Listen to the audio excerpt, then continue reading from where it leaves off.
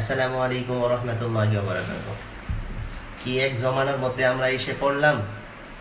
আমরা সবাই পড়ে আছি যে মিলাদ কিয়াম নিয়ে। আমরা সবাই আছি যে রাসূল সাল্লাল্লাহু আলাইহি সাল্লামের শানে মিলাদ পড়বো কি পড়বো না। আমরা সবাই পড়ে আছি যে রাসূলের যখন মিলাদ পড়া হয় তখন আমরা কিয়াম করবো কি করবো না, দাঁড়াবো কি দাঁড়াবো না। আমরা সবাই দাঁড়ায় পড়ে আছি যে পাঁচ ওয়াক্ত নামাজের কথা কি কোরআনে আছে কি নাকি নাই। অথচ নাস্তিকরা তাদের বিষয়গুলো কত সুন্দর ফুটাই তুলতেছে।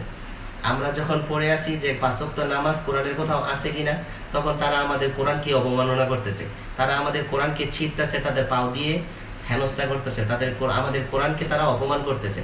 আমরা যখন পড়ে আসি যে মিলাদ কিয়াম করব কি করব না, রাসূল সাল্লাল্লাহু আলাইহি হাদিস দ্বারা এটা প্রমাণিত কিনা, সেই জায়গায় নাস্তিকরা সরাসরি আমাদের রাসূলের হাদিসকে অস্বীকার করে।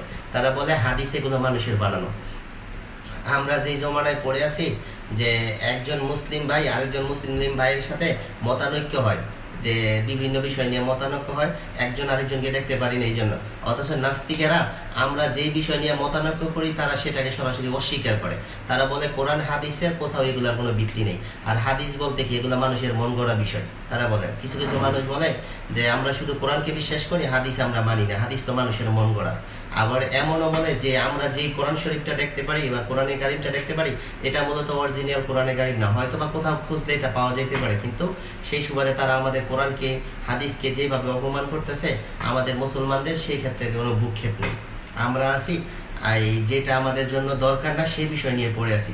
অথচ আমাদের সমস্ত মুসলিমদের উচিত ছিল সমস্ত কিছু ভুলে আমাদের যে কোরআন এবং হাদিস এটাকে সম্মান করা, আল্লাহ তাআলার কালামুল্লাহর এটার হেফাজত করা, আল্লাহ তাআলা যে মহব্বতের রাসূল সাল্লাল্লাহু আলাইহি ওয়াসাল্লাম হাদিসের মহব্বতের রাসূলের হাদিসগুলো আমাদেরকে